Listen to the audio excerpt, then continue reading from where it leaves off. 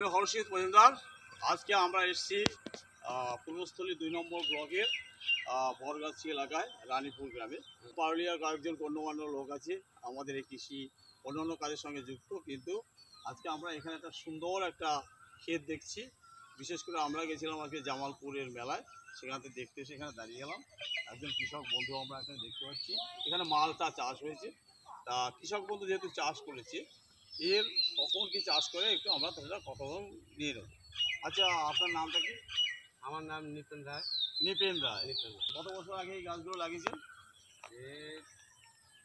প্রায় 6-7 বছর হয়েছে। ও, 6-7 বছর হয়েছে।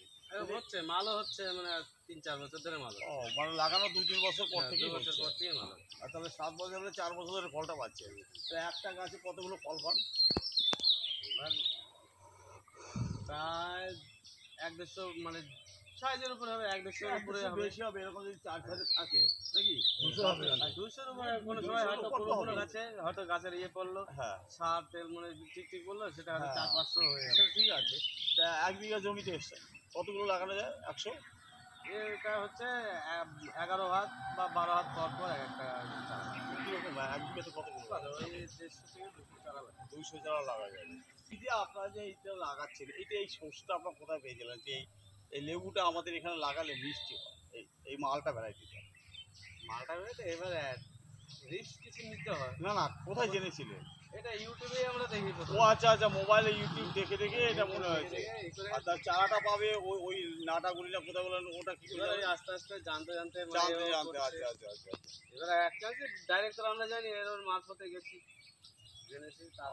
তাতে মানে কি, এই যে আপনি চাষ করছেন অন্যান্য ফসল চাষ করছেন, তো তার থেকে এইটা তো একটা পার্মানেন্ট ক্রপ। এটা পারমানেন্ট হয়ে গেছে। হ্যাঁ, একটু সার ফার দিলেন, হয়তো ওষুধপত্র দিলেন, হয়ে গেল। হ্যাঁ, কিন্তু অন্যান্য এইখানে কি জল ওঠে? না, আচ্ছা, জল ওঠে না। জল উঠলে গাছ টিকবে না, মরে যাবে, সেটা তো ঠিক। তাহলে এই যে একটা উঁচু জায়গা, এর নিচে কোনো ফসল চাষ করেন? হ্যাঁ, ছোট ছিল তখন, ছোট যখন ছিল ওলটা চাষ করে। ওলটা চাষ করে, এলিফ্যান্ট ফ্রুট, ঠিক আছে, ওটা এর মধ্যে চাষ করা যায়। তাহলে ওটা হলে কিন্তু আমার খাদ্য এর মধ্যে কিন্তু আপনি কিছু ওই কি বলে আমাদের ডাল শস্য যদি দিয়ে দেন, তাতে যখন কিছু ডাল শস্য পড়ে আপনার জমিটাও কিন্তু উর্বর হবে।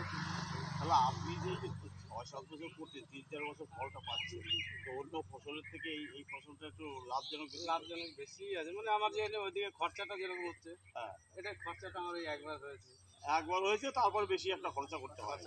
কিন্তু ওইদিকে বারবার খরচা করতে হবে, লাভ বেশি করতে হবে, অনেক এই যে আপনি যে এত বছর ধরে করছেন, আরও কি কেউ আপনার দেখা দেখি করছে এখানে?